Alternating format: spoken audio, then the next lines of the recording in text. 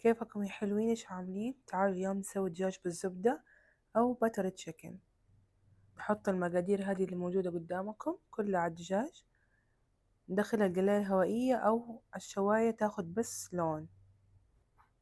زبدة وزيت، نحمص البصلة، نحط الزنجبيل والثوم، بعدين نحط الكاجو، ملعقة الصلصة، نحط السكر عشان المرارة، بعدين نحط الطماطم، نسيبهم شوية يتسبكوا، بعدين نحط نص كاسة حليب، أنا ما صورتها نسيت. نحط المايونيز والخل، بعدين نحطهم في الخلاط.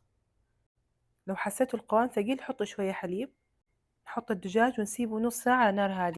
لو تبي لونه زي المطاعم حطوا ملون طعام. في النهاية نحط زبدة 3 فصوص ثوم وشوية كزبرة،